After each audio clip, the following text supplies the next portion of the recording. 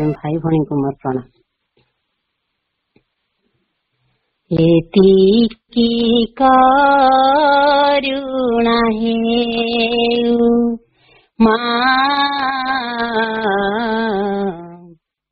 एतिकी करुणा हेउ पदटिए खाली मु कहि पारे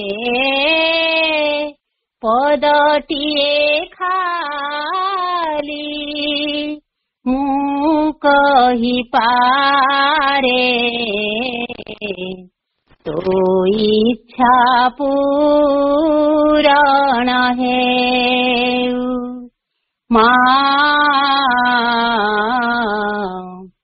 एतिकी करुणा हेउ जगतर माता तू जगन्माता जगतर माता तू जगन्माता तू सखा बंधु तू भग्नि भ्राता तू मोर मु तोर संतान तू मोर मु तोर संतान मो थान तो होई थाउ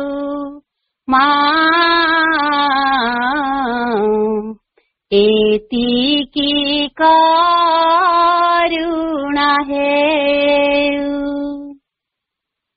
सुखरे दुखरे अब विपदरे आकुले कातरे हताशे अधीरे संपद भोळारे आनंद बेळारे संपद भोळारे आनंद बेळारे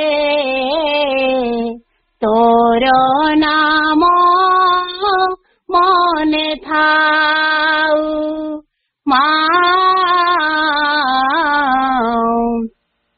एतिकी करुणा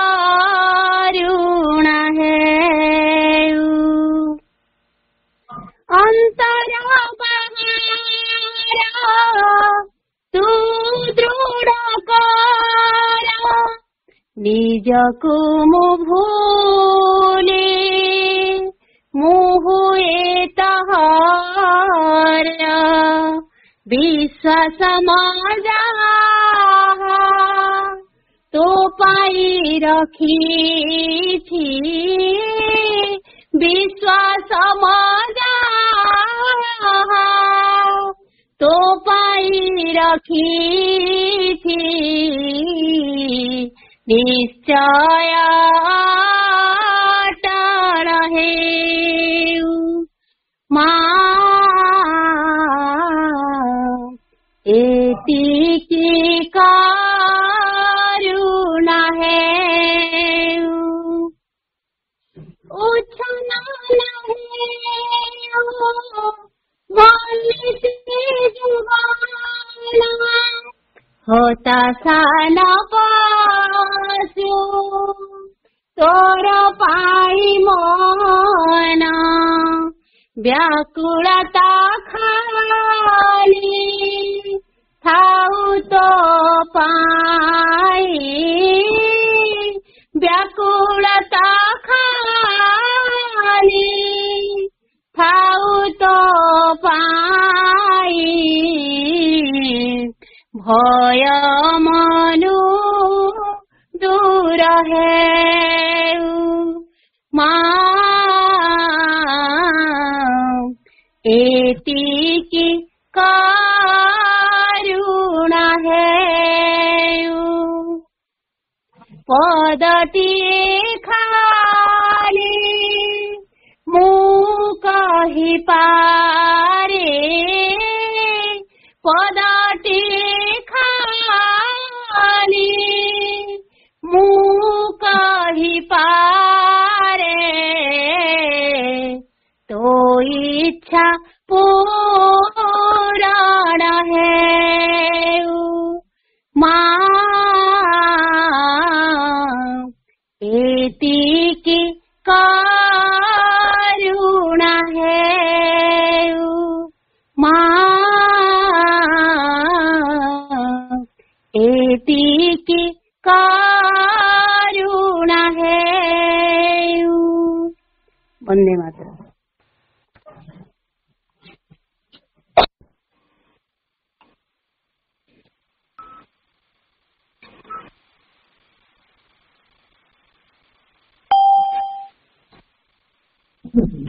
करुणामयी माँ प्रभु श्री अरविंद पाद पद्म मोर अनंत कोटि प्रणाम जनाऊछि।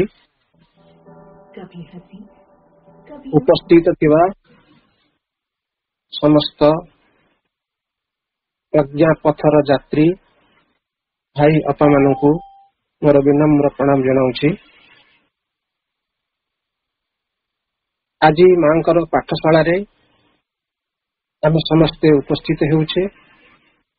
मांकर से दिव्य वाणी प्रभुंकर से दिव्य वाणी गाथा एवं समाने जो धारा गुड़िक आम पाखरे उपस्थापन करिसंती पूर्ण जोगर आमे ताकू से विषय टिके अनुध्यान करिबा। आमे समस्ते पूर्ण जोगर साधक साधिका निश्चित भावरे एठारे उपस्थित हेइछे। आमको प्रभु और माँ किसी गाइडलाइन देउछंती, आमको किसी चिन्ह देउछंती। से विषय रे आमे धीरे धीरे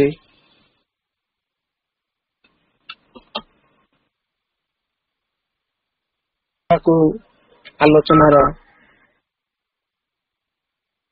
परिवेश को आनिबा। माँ और प्रभु कौन कहउछंती निश्चित भावरे आमे से विषय टिके पुंखानुपुंख भावरे आलोचना करिबा। हमर जो विषय वस्तुटी आमे धारावाहिक भावरे करि आसुछे ताहा अति गुरुत्वपूर्ण विषय। ताहा होची साधना रे बाधा और विघ्न, ऑब्स्टैकल्स एंड हिंड्रेंसेस इन साधना। साधना पथरे हमको कौन सब बाधा विघ्न आसुची एवं हमको एक पाद पछकू नहीं आनुची से विषय रे माँ प्रभु जहाँ सब आलोकपात करिसंती तांकरी कथा को आम मान निज निज भितरे परस्पर भितरे ताकू आमे आवंटन करिबा एवं जानिबा को प्रचेष्टा जारी रखिबा।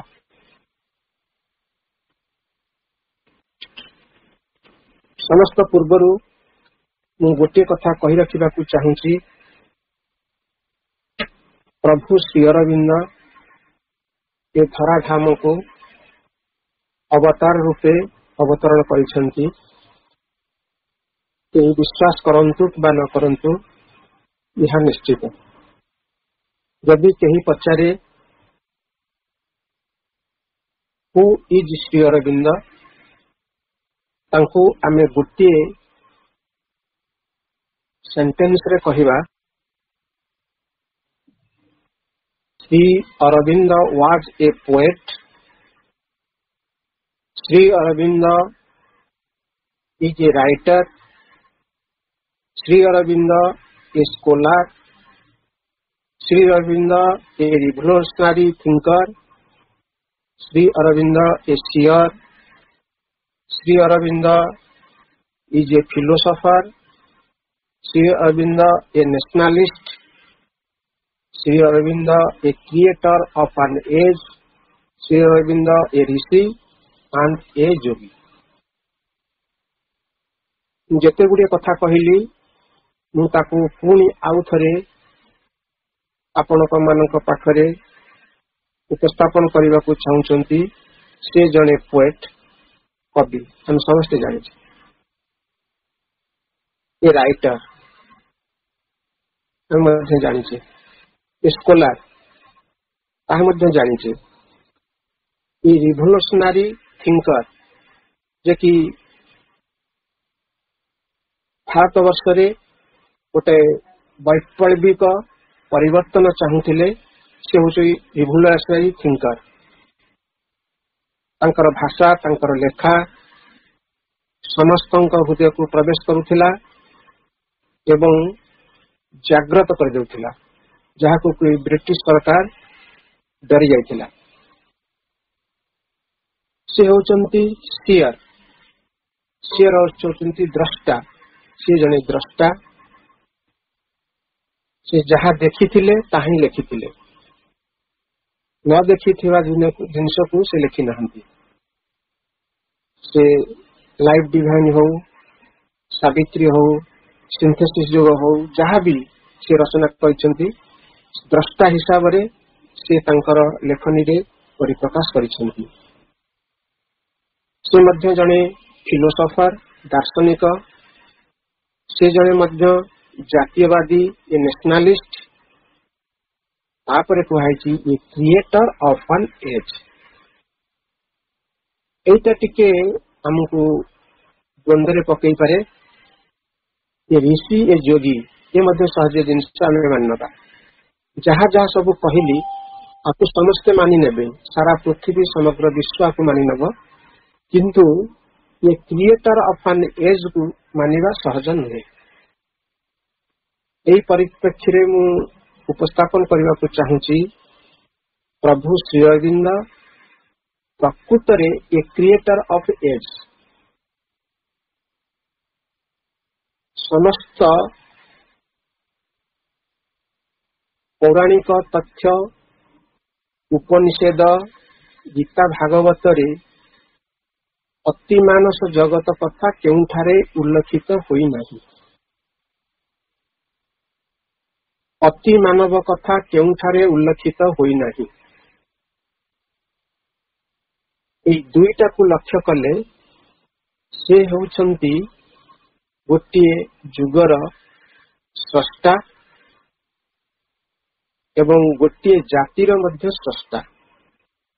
ଯୁଗ ହେଉଛି ଅତିମାନସ ଯୁଗ, ଆଉ ଗୋଟିଏ ଜାତି ହେଉଛି ଅତି ମାନବ ଜାତି। ଏହି ଦୁଇଟିକୁ ସ୍ଥାପନ କରିବା ପାଇଁ ପ୍ରୟାସ ଜାରି ରଖିଥିଲେ ଏବଂ ଦ୍ରଷ୍ଟା ହିସାବରେ ସେହି ସବୁ ଗୁଡ଼ିକ ତାଙ୍କରି ଲେଖନୀ ମୁନରେ ଏଗୁଡ଼ିକ ସବୁ ପରିପ୍ରକାଶ କରିଯାଇଛନ୍ତି, ଯେଉଁଟା କି ଆମର ଗୋଟିଏ ଗ୍ରନ୍ଥ ହିସାବରେ ଆମ ପାଖକୁ ଦେଇଯାଇଛନ୍ତି।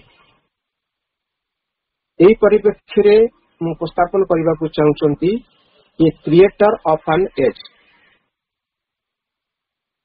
ଯେତେ ଅବତାର ମାନେ ଆସିଥିଲେ ପୃଥିବୀ ପୃଷ୍ଠକୁ, ସେମାନେ କ୍ରିଏଟର ଅଫ ଏଜ୍ ନଥିଲେ। ଶ୍ରୀରାମଚନ୍ଦ୍ର ପୃଥିବୀ ପୃଷ୍ଠକୁ ଆସିଥିଲେ, ଶ୍ରୀକୃଷ୍ଣ ପୃଥିବୀ ପୃଷ୍ଠକୁ ଆସିଥିଲେ। ଯଦି ତ୍ରେତୟା ଯୁଗ କଥା ଆମେ ଜାଣିବାକୁ ଚାହିଁବା, ତାହେଲେ ତ୍ରେତୟା ଯୁଗର ଶେଷ ଭାଗରେ ଶ୍ରୀରାମଚନ୍ଦ୍ର ପୃଥିବୀ ପୃଷ୍ଠକୁ ଆସିଲେ। ସେହିଭଳି କଳିଯୁଗ, ଦ୍ୱାପର ଯୁଗର ଶେଷ ଭାଗରେ ସରିଯାଉଛି, ସେହି ସମୟରେ ଶ୍ରୀକୃଷ୍ଣ ଆସି ପୃଥିବୀ ପୃଷ୍ଠରେ ପହଞ୍ଚିଥିଲେ। କିନ୍ତୁ ଶ୍ରୀ ଅରବିନ୍ଦ କୌଣସି ଯୁଗର ଶେଷ ସମୟରେ ଆସି ପହଞ୍ଚୁନାହାନ୍ତି, ସେ ଗୋଟିଏ ନୂତନ ଯୁଗକୁ ନିର୍ମାଣ କରିବାକୁ ଆସିଛନ୍ତି। ଯଦି ଭଲ ଭାବରେ ଆମେ ଅନୁଧ୍ୟାନ କରିବା, ଏବଂ ଯଦି ଭଲ ଭାବରେ ଆମେ ନିଶ୍ଚିତ ହେବାକୁ ଚାହିଁବା, ଯୁଗର ନିର୍ମାଣ କରିବାକୁ ହେଲେ ଭଗବାନଙ୍କୁ, ଯାହାଙ୍କୁ ଆମେ କହୁଛେ ବିଷ୍ଣୁ ଅବତାର, ବିଷ୍ଣୁ ହିଁ ଅବତାର ଗ୍ରହଣ କରନ୍ତି। ବିଷ୍ଣୁ ଅବତାର ଗ୍ରହଣ କରିକି ଶ୍ରୀରାମଚନ୍ଦ୍ର ରୂପେ ଆସିଲେ, ବିଷ୍ଣୁ ଅବତାରକୁ ଗ୍ରହଣ କରିକି ଶ୍ରୀକୃଷ୍ଣ ରୂପେ ଆସିଲେ। ଯଦି ବିଷ୍ଣୁ ହିଁ ଅବତାର ଗ୍ରହଣ କରନ୍ତି, ତେବେ ଶ୍ରୀ ଅରବିନ୍ଦଙ୍କ ଭିତରେ ଶ୍ରୀଅରବିନ୍ଦ ହେଉଛନ୍ତି ବିଷ୍ଣୁଙ୍କର ଅବତାର। ଦ୍ୱିତୀୟରେ ହେଲା, ଗୋଟିଏ ଜଗତ ସୃଷ୍ଟି ନିର୍ମାଣ କରିବାକୁ ହେଲେ ବେଦର ଆବଶ୍ୟକତା ଅଛି। ବେଦ ହିଁ ସୃଷ୍ଟିର ସର୍ଜନାର ତଥ୍ୟକୁ ରଖାଯାଇଛି, ସୃଷ୍ଟିର ନିର୍ମାଣକୁ ମଧ୍ୟ ରଖାଯାଇଛି, ସୃଷ୍ଟିକୁ ଲାଳନ ପାଳନ କରିବା ପାଇଁ ମଧ୍ୟ ତା ଦେହରେ ଲେଖାଯାଇଛି। ସୃଷ୍ଟିର ତତ୍ତ୍ୱଟା ହିଁ ବେଦରେ ଉଲ୍ଲେଖିତ ଅଛି। ଶ୍ରୀଅରବିନ୍ଦ ଏହି ସୃଷ୍ଟି ତତ୍ତ୍ୱକୁ ଯେହେତୁ ଉପସ୍ଥାପନ କରୁଛନ୍ତି ତାଙ୍କର ମହାକାବ୍ୟ ସାବିତ୍ରୀରେ ଏବଂ ଦି ଲାଇଫ୍ ଡିଭାଇନରେ, ବେଦ ଉପନିଷଦରେ ନିଶ୍ଚିତ ଭାବରେ ସେ ବ୍ରହ୍ମାଙ୍କର ଶକ୍ତିକୁ ନେଇକି ପୃଥିବୀ ପୃଷ୍ଠକୁ ଆସିଛନ୍ତି। କାହିଁକିନା ବେଦର ମାଲିକ ହେଉଛନ୍ତି ବ୍ରହ୍ମା। ତୃତୀୟତଃ, ଶ୍ରୀଅରବିନ୍ଦ ପୃଥିବୀ ପୃଷ୍ଠକୁ ଆସିକି ଦୁଇଟି ବିଶ୍ୱଯୁଦ୍ଧକୁ ସମ୍ମୁଖୀନ ହୋଇଥିଲେ। ପ୍ରଥମ ବିଶ୍ୱଯୁଦ୍ଧ ଏବଂ ଦ୍ୱିତୀୟ ବିଶ୍ୱଯୁଦ୍ଧ। ତେଣୁ ନିଶ୍ଚିତ ଭାବରେ ଶ୍ରୀ ଅରବିନ୍ଦ ଦେବଦେବ ମହାଦେବଙ୍କର ମଧ୍ୟ ଅଂଶକୁ ଧରିକି ଆସିଥିଲେ, କାରଣ ସେ ହେଉଛି ତାଙ୍କର ରୁଦ୍ର ରୂପ। ତେଣୁ ଶ୍ରୀ ଅରବିନ୍ଦଙ୍କ ଭିତରେ ତିନୋଟି ଜିନିଷ ଉପସ୍ଥାପନ ହୋଇଥିଲା। ଗୋଟିଏ ହେଲା ବିଷ୍ଣୁଙ୍କର ଅବତାର ରୂପ, ଦ୍ୱିତୀୟଟି ହେଲା ବ୍ରହ୍ମାଙ୍କର ବେଦ ରୂପକ ରୂପ, ତୃତୀୟଟି ହେଲା ଶିବଙ୍କର ରୁଦ୍ର ରୂପ। ଏ ସମସ୍ତଙ୍କୁ ବହନ କରିକି ସେ ପୃଥ୍ୱୀ ପୃଷ୍ଠକୁ ଆସିଛନ୍ତି, କାରଣ ଗୋଟିଏ ଯୁଗର ନିର୍ମାଣ ପାଇଁ। ଯୁଗର ନିର୍ମାଣ ପାଇଁକି ଏ ତିନୋଟି ଜିନିଷ ଦରକାର। ତେଣୁ ଶ୍ରୀଅରବିନ୍ଦ ଦି ଲାଇଫ୍ ଡିଭାଇନ୍ ପୁସ୍ତକରେ ବର୍ଣ୍ଣନା କରିଛନ୍ତି, ବ୍ରହ୍ମା, ବିଷ୍ଣୁ, ମହେଶ୍ୱର ହେଉଛନ୍ତି ସପୋର୍ଟ ଅଫ୍ ଦି ୟୁନିଭର୍ସ।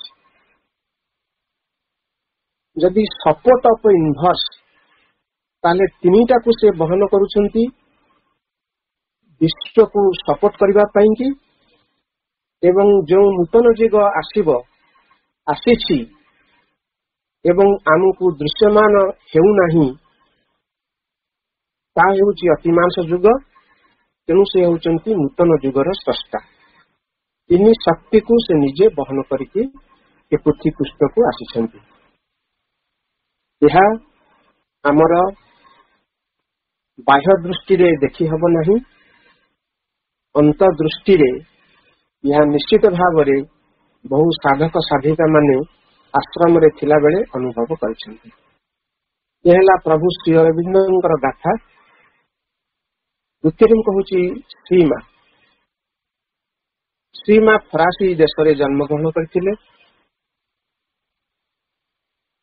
ସମସ୍ତ ଶକ୍ତିର ଆଧାର ରୂପେ ସେ ପୃଥିବୀ ପୃଷ୍ଠକୁ ଅବତରଣ କରିଥିଲେ। ସେ ହେଉଛନ୍ତି ମାହେଶ୍ୱରୀ, ସେ ହେଉଛନ୍ତି ମହାକାଳୀ, ସେ ହେଉଛନ୍ତି ମହାଲକ୍ଷ୍ମୀ, ସେ ହେଉଛନ୍ତି ମହାସରସ୍ୱତୀ। ଚାରୋଟି ଶକ୍ତିକୁ ବହନ କରିକି ପୃଥିବୀ ପୃଷ୍ଠକୁ ସେ ଅବତରଣ କରିଥିଲେ। କହିବାର ତାତ୍ପର୍ଯ୍ୟ ହେଉଛି, ଯେତେବେଳେ ନୂତନ ଯୁଗର ସୃଷ୍ଟିର ଆରମ୍ଭ ହେବ, ଏହି ମାହେଶ୍ୱରୀ, ମହାକାଳୀ, ମହାଲକ୍ଷ୍ମୀ, महासरस्वती शक्तिर आवश्यकता बोली श्रीमा या बहन करी पृथ्वी पृष्ठ आविर्भूत होइछन्ति। श्री अरविंद से नूतन जुगर स्रष्टा पाई से तीन शक्ति को बहन करके पृथ्वी पृष्ठ को आसीचंती। विष्णुंकर शक्ति, शिवंकर रुद्र शक्ति एवं ब्रह्मांकर वेदर शक्ति को धरिकी से पृथ्वी पृष्ठ को आसीचंती। ये होची गोटे जुग निर्माण कथा मु आपण पाखरे उपस्थापन कली। यह अंतर दृष्टि रे जदि देखिबे यह भितरे अनेक मात्रा रे सत्य उपस्थापन हेछि। आ गोटे कथा मु आपण मानक पाखरे उपस्थापन करबा को जाउछि ता हेउछि जे कि गोटे दिव्य जुग अतिमानस जुग सृष्टि हबो। का भितरे सन्देह भी थाई पारे, का भितरे समालोचना भी थाई पारे, का भितरे अविश्वास भी थाई पारे, का भितरे मनगढ़ा कथा बोली के भावी पारथां। जदि वास्तविक कथारे जदि आपण उपलब्धि करबा को चाहुचंती ता देरे गोटे जिंस जेटा का परीक्षा रूपे देखा जाइछि सेही कथा को आ सहित संलग्न करूछि। ता हेउछि प्रभु श्रीकृष्ण जेतबेले बंदीशाला रे जन्म ही गोपपुर रे बढ़िले एवं कंसर उपद्रव को नष्ट करबा पई कि कंस को निधन कले। इति निधन को आने मुक्ति करेले। भगवान आसंती यही जो राक्षस प्रवृत्ति व्यक्ति मान को मुक्ति देवा पई समय समय लेखा हुए निधन करबा कथा, किंतु वास्तविक देखा गले तांको मुक्ति कराबी। से जो अपकर्म गुड़िक करुथांती ता भितरु तांको मुक्ति करी पुनि निजस्व धाम को से नहीं जाए। कहबार तात्पर्य है जे कि जरासंध रूप तांकर दुई झियों को कंस को विवाह देथिले। कंसर देहांत परे तांकर दुई झियो विधवा होई गले। यही रागरे जे जरासंध बारंबार मथुरा को आक्रमण करने को लगिला। श्रीकृष्ण बलराम सेठारे उपस्थित थिले बोली समस्त शत्रु सेना को निहत करी पारिथिले एवं विशेष किसी क्षयक्षति करि न पारिले नहीं।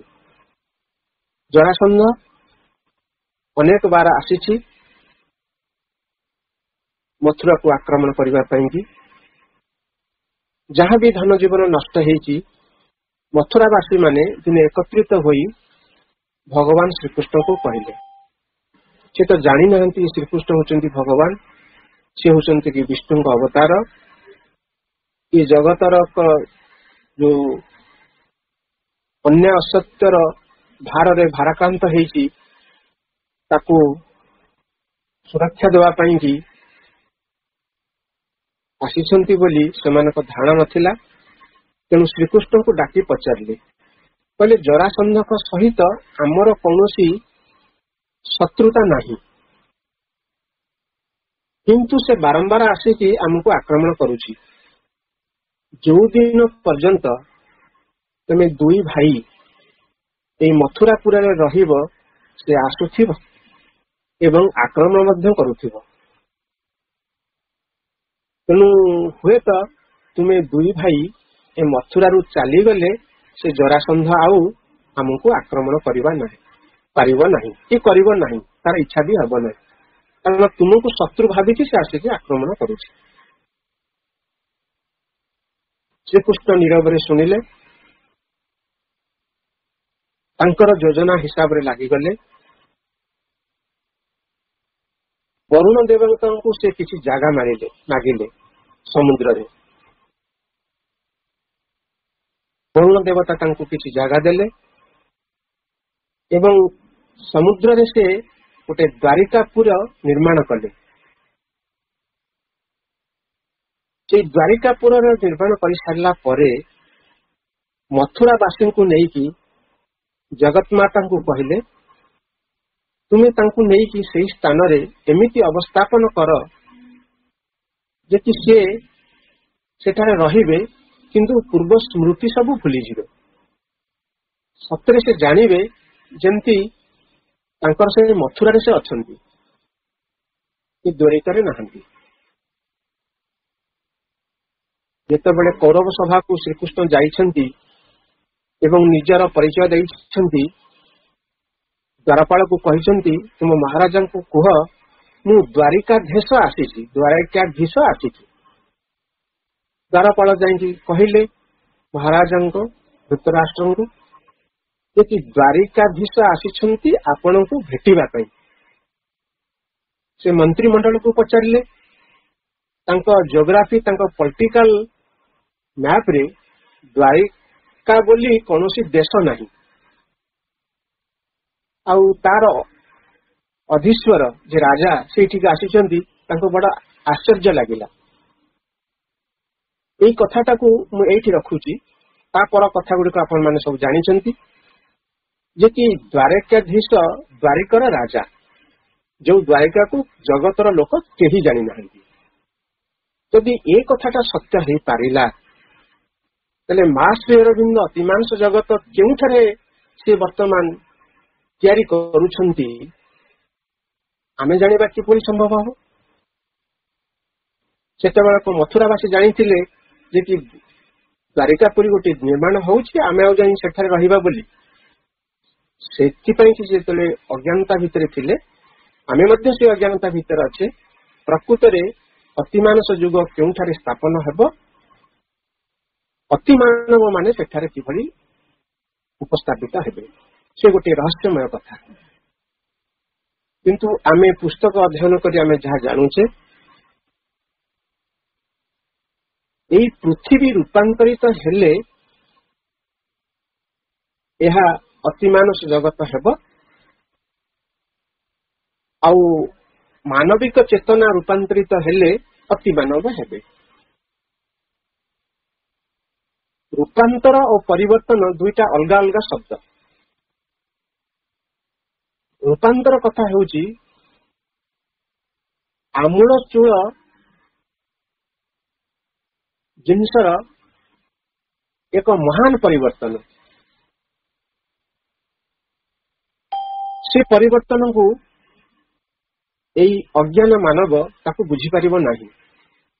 କିନ୍ତୁ ମା ଶ୍ରୀ ଅରବିନ୍ଦଙ୍କୁ ବାରମ୍ବାର ପ୍ରଶ୍ନ ହେଉଥିଲା ଯେ କି ସେ ଅତିମାନଙ୍କ ଦେଖିବାକୁ କିଭଳି ହେବେ, ଯେ କି ଅତିମାନସ ଜଗତ ଦେଖିବାକୁ କିଭଳି ହେବ। ମା ଶ୍ରୀ ଅରବିନ୍ଦ ତାର ଉତ୍ତରରେ ବାରମ୍ବାର କହୁଥିଲେ ସେଇ କଥାକୁ, ଯେ କି ତୁମେ ସେଥିପାଇଁ କି ବ୍ୟସ୍ତ ହୁଅ ନାହିଁ।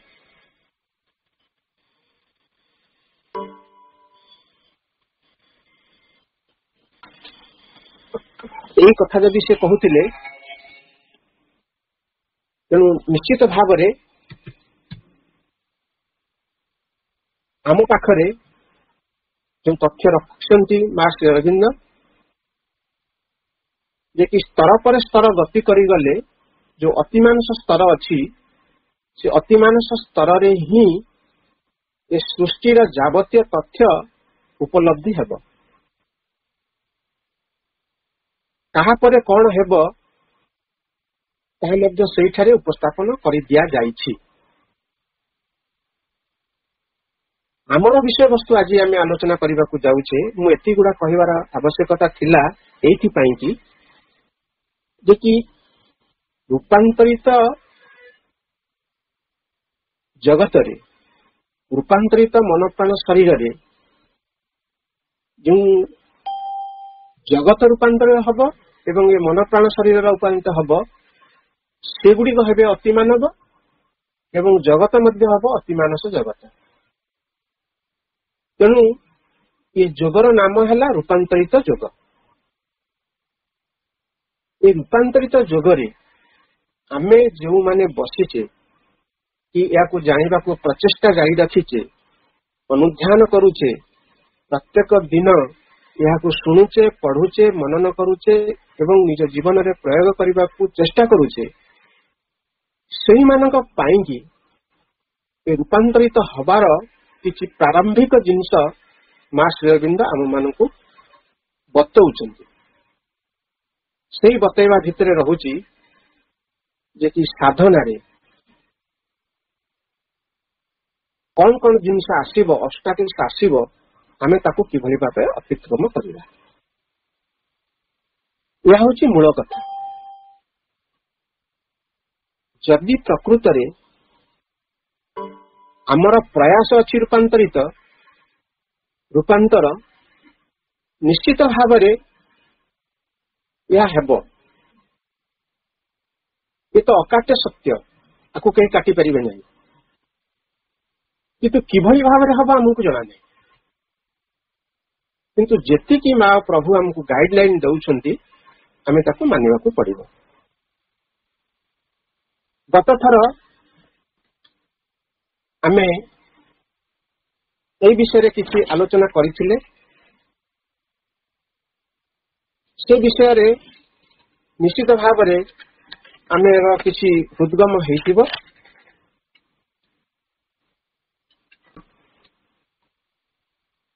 ताहा थिला हमर कथा जे कि ईगो आ गोटे थिला लस्ट आ गोटे थिला यंगर तेणु मुझे दुईटी वाक्य कही lust and anger are both very powerful ego and selfishness are both very close friends because one can not remain without the other. तेणु आमर आलोच्य विषय वस्तु रे आसीथिला लस्ट एंगर ईगो सेल्फिशनेस। जदि गोटे आलोचनार प्रारंभिक को जीवा आमे जो जगत रे बास करूचे से होची अज्ञानर त्रिधा जगत। एठारे ईगो काम करूची मुख्य अंश धरची इग्नोरांस जे अज्ञानता इठी मध्य मुख्य अंश ग्रहण करिसेंती। ए दुईटा कंपोनेंट होची मूल जिंस ईगो एंड इग्नोरांस। ए ईगो एंड इग्नोरांस कंपोजिशन भितरु ए समग्र सृष्टिटा हेची ए अपरा जगत रे ए जगत को कहाउची अपरा जगत। आर ऊर्ध्व आयतन रे रहिची कि परा जगत। परा जगत हेउची सत चित आनंद अपरा जगत रे रहिची मन प्राण शरीर। आर मूल पिंड रहिची ईगो एंड इग्नोरेंस। यह को पाथ्य करी अपरा प्रकृति ए सृष्टिटा को निर्माण करुछंती। तेणु आम भितरे ए ईगो को इंस्टॉल करा हिची हम समस्त इग्नोरेंस भितरे अछि। मु आपण को पाखरे जहा आलोचना करूछि प्रथमे लगैली मु ए मुटा होची ईगो। मु मध्य ईगो भितरे अछि मु मध्य इग्नोरेंस भितरे अछि।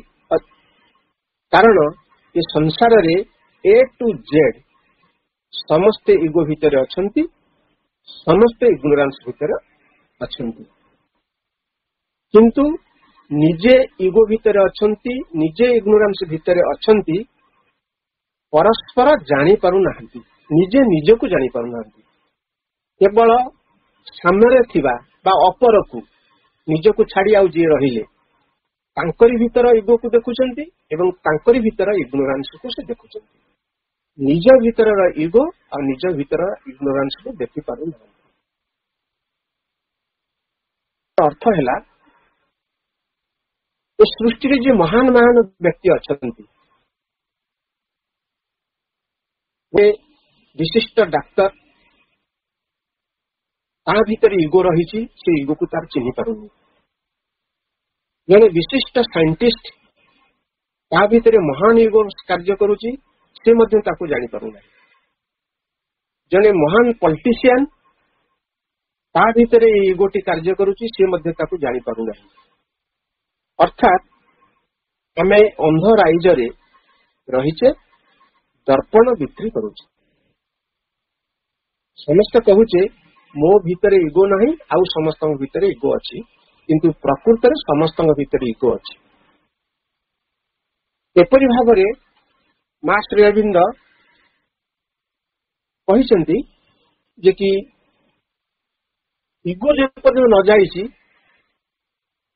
ଅତିମାନସ ଜଗତ ଆଡ଼କୁ ଆମେ ଲକ୍ଷ୍ୟ ଦେଇପାରିବା ନାହିଁ। ଯେଉଁ ପର୍ଯ୍ୟନ୍ତ ଆମେ ଶରୀର ରୂପକ ଶରୀରରେ ଅଛେ, କାଳ ସମୟ ଗୋଟେ ରହିଛି,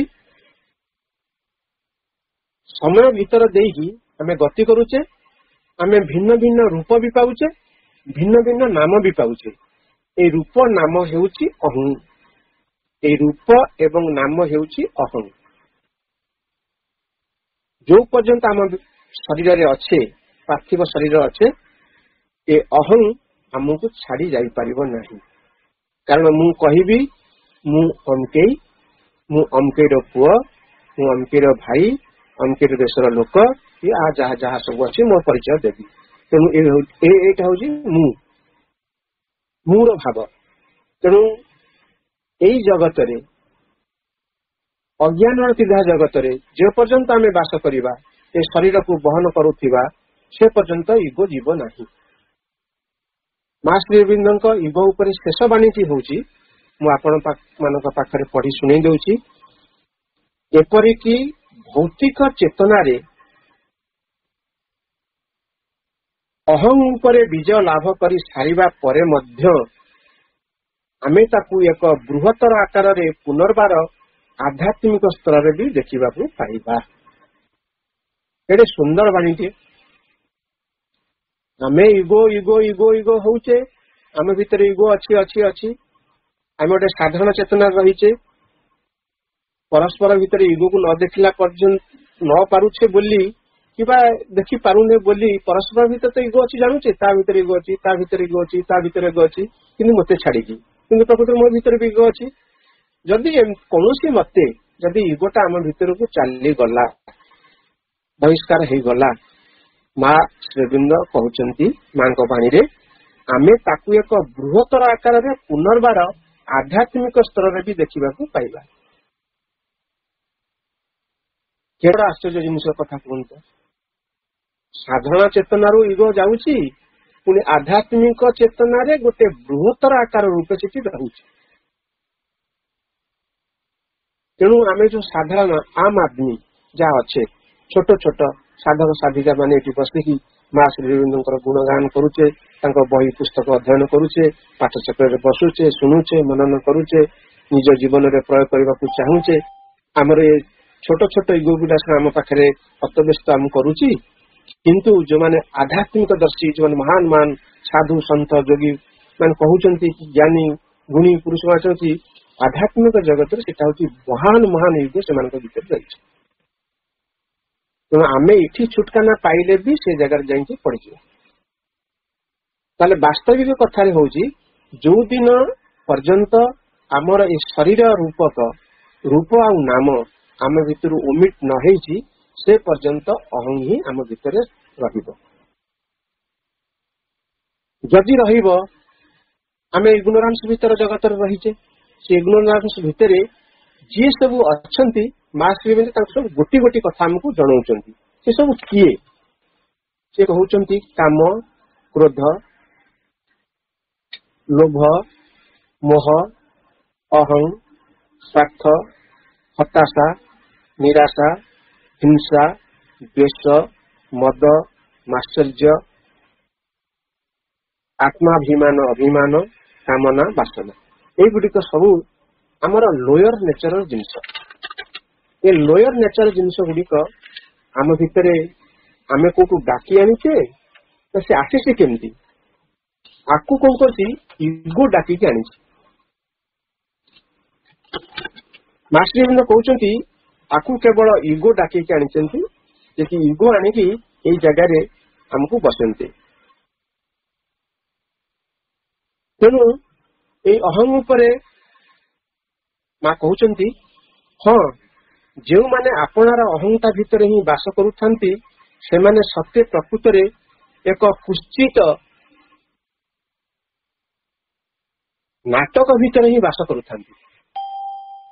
କୁଶ୍ଚିତ ନାଟକ, ଏଠି ଯୋଉ ଡ୍ରାମା ଚାଲିଛି, ଏଇ ଡ୍ରାମାଟା ଗୋଟେ ବହୁତ ଇମ୍ପୋର୍ଟାଣ୍ଟ ରୋଲ କରୁଥିବା ଡ୍ରାମା ନୁହେଁ। ଏଠି ଅହଂର କାର୍ଯ୍ୟ ଚାଲିଛି, ସେଟା ହଉଛି ଏକ କୁଶ୍ଚିତ ନାଟକ। ଯଦି ଲୋକେ ଟିକିଏ କମ ସ୍ୱାର୍ଥପର ହୋଇଥାନ୍ତେ ତେବେ ସଂସାରଟା ଆଦୌ ଏତେ ଦୂର ଖରାପ ହୋଇନଥାନ୍ତା।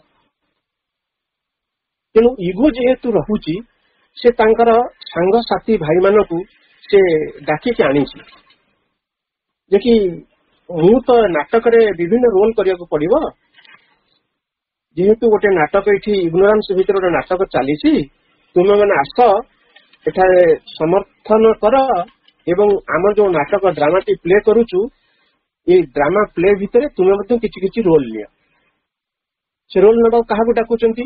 ନା ଭୟକୁ ଡାକୁଛନ୍ତି, ସଂଶୟକୁ ଡାକୁଛନ୍ତି, ନୈରାଶ୍ୟକୁ ଡାକୁଛନ୍ତି, ଅବସାଦକୁ ଡାକୁଛନ୍ତି, କ୍ରାନ୍ତିକୁ ଡାକୁଛନ୍ତି, ତାମସିକତାକୁ ଡାକୁଛନ୍ତି, ଭୌତିକ ବାସନାକୁ ଡାକୁଛନ୍ତି, ଖାଦ୍ୟର ଲାଳସାକୁ ମଧ୍ୟ ଡାକୁଛନ୍ତି, ସ୍ୱାର୍ଥପରତାକୁ ଡାକୁଛନ୍ତି, ଗର୍ବକୁ ଡାକୁଛନ୍ତି, ଈର୍ଷାକୁ ଡାକୁଛନ୍ତି, ସଂକୀର୍ଣ୍ଣତାକୁ ଡାକୁଛନ୍ତି, ଝଗଡାକୁ ଡାକୁଛନ୍ତି, ମହତ୍କାଂକ୍ଷାଙ୍କୁ ବି ଡାକୁଛନ୍ତି, ବାସନା କାମନାକୁ ମଧ୍ୟ ସେ ଡାକୁଛନ୍ତି। ତୁମେ ଆସ, ମିଳିବ। ମିଳି ନହେଲେ ଇଗ୍ନୋରାନ୍ସରେ ଆମେ ଭଲ ଡ୍ରାମା କରିପାରିବା ନାହିଁ। ଏ ଡ୍ରାମାକୁ ଫୁଲଫିଲ କରିବା ପାଇଁ କି ଏ ସମସ୍ତଙ୍କୁ ଡାକିକି ଆଣୁଛନ୍ତି। ମାଷ୍ଟର ଅରବିନ୍ଦ ଆସି ଏ ପୃଥିବୀ ପୃଷ୍ଠରେ ଆମକୁ ସବୁ ଗୋଟି ଗୋଟି ଚିହ୍ନଉଛନ୍ତି। ତୁମର ବାସନା କଣ? ତୁମର କାମନା କଣ? ପ୍ରତ୍ୟେକ ମଣିଷ ଏ ଟୁ ଜେଡ୍ ସମସ୍ତଙ୍କର ଡିଜାୟାର ଅଛି, କାମନା ଅଛି। କାମନା ବିନା ମଣିଷ ରହି, ଯେମିତି ୟୁଗ ବିନା ମଣିଷ ରହିନାହିଁ, ସେମିତି କାମନା ବିନାଟା ରହିନାହିଁ। ମା ପ୍ରଭୁ ସେଠି କହୁଛନ୍ତି, ତୁମ କାମନାଟାକୁ ଯେମିତି ବାସନାରେ ପରିଣତ ନ କର। ଅର୍ଥାତ୍ ମୁଁ କାମନା କରୁଛି ଘରଟିଏ, ମୁଣ୍ଡ ବୁଝିବା ପାଇଁ, ଛାତ ତଳେ ମୁଣ୍ଡ ରଖିବା ପାଇଁ କି ମୁଁ ଘର ଖୋଜୁଛି। ଘର ରହିବା ଆବଶ୍ୟକତା ଅଛି, ସେ କାମନାଟାକୁ ଭଗବାନ ପୂରଣ କରିଦଉଛନ୍ତି। ସେ କାମନା ଯେତେବେଳେ ବାସନାରେ ପରିଣତ ହଉଛି, ନାଇଁ ମୋର ତ୍ରିତଳ ପ୍ରାସାଦ, 50 ବାଟି ଜମି, ଆଉ କଣ କଣ ଜିନିଷ ମୋର ଦରକାର ଅଛି, ସେଟା ହଉଛି ବାସନା। କାମନା ହଉଛି ଆମ ନିଡ୍, ଆମ ଯେତିକି ଆବଶ୍ୟକତା ଅଛି ସେତିକି ମିଳିବାଟା ହଉଛି କାମନା।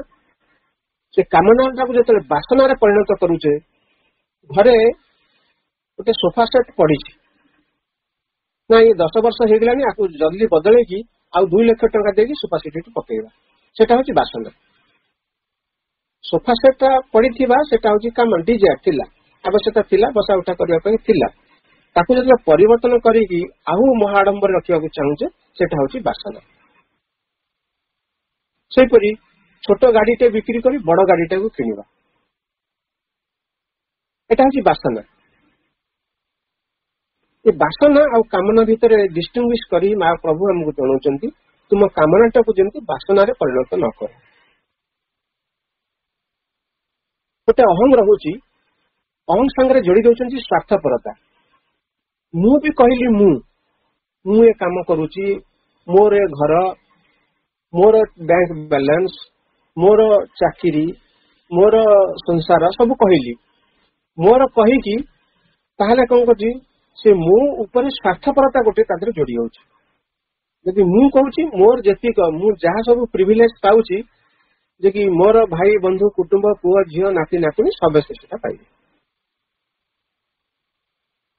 ଯଦି ମୁଁ ଅର୍ଥ ଉପାର୍ଜନ କରିକି, ଯଦି ଟଙ୍କା କିଛି ମୋ ପାଖରେ ବଳିଲା, ଅର୍ଥ କିଛି ବଳିଲା, ତାହେଲେ ମୁଁ କାହା ନାଁରେ ରଖିବି? ମୋ ସ୍ତ୍ରୀ ନାଁରେ ରଖିବି, ମୋ ପୁଅ ନାଁରେ ରଖିବି, ମୋ ଝିଅ ନାଁରେ ରଖିବି, ମୋ ନାତି ନାଁରେ ରଖିବି, ନାତୁଣୀ ନାଁରେ ରଖିବି। 10 ବର୍ଷ ପରେ ମୋର ଦେହାନ୍ତ ହେଇଯିବ, ସେ ଟଙ୍କାକୁ ସେମାନେ ଭୋଗ କରିବେ। से उपयुक्त होइथांतु कि उपयुक्त न होइथांतु सेमाने भोग करिवे बोली मु से जिनसटा डकुछि काइना मु आ मोर मु तांकर स्वच्छंदता कर दे जाउछु एमिति किछि लोक अछन्ति संसार रे से मध्य तांकर अर्थ को निस्वार्थ भावर विनियोग करिसंती या मध्य हम पाखरे उदाहरण अछि मां श्रीअरविंद आश्रम रे रहिथिले एते बड़ साम्राज्य सृष्टि करिसंती किंतु से संपत्ति गुडिंक मां को नारे नहीं से संपत्ति गुडिंक श्री अरविंद को नारे नहीं ओनली द ट्रस्ट से काम चलाउछ ताले एथरु कोन अनुमान होउची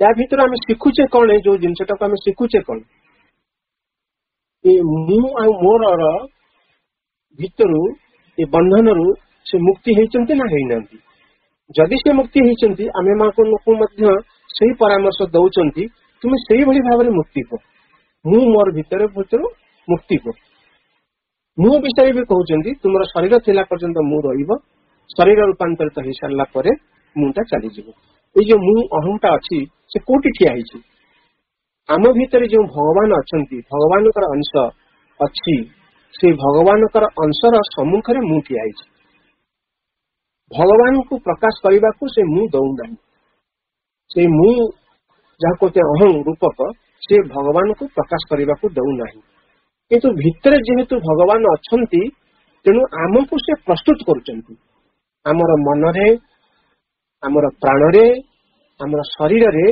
से प्रस्तुत करी आम चली एवं जेतेबेले आमे प्रस्तुत हो जिबा सेतेबेले भगवान सम्मुख को आसीबे ए अहं को दूरे देबे कारण आम सतरे इंटरनली रूपांतरित हो जाइथिबो तेणु मूर आवश्यकता रहिबो नहीं मु जे खराब जिनिस से कथा कुआ जाउ नहीं काना मु जेहेतु रहिबो अहं भावटा रहिबो अहं मध्य आमको प्रोग्रेस करी ऊपर को नब जदि ये घरटा मोर न कहिबी मु घर रे रंग देबी नहीं ये घरटा जदि मोर न कहिबी मु ये घरे मरामती करिबी नहीं ये पिलाटी जदि मोर पुओ कि झियो मोर न कहिबी ताकू डाक्तरखाना को नेबी नहीं ये गाड़ीटा जदि मोर अच्छी ताले मोर ये गाड़ीटा न कहिले मु गाड़ी को मरामती करिकु नेबी नहीं तेणु मुटा प्रोग्रेस कराऊची ऊपर उठे उठे नौची किंतु भगवान आड़ को नवा पाई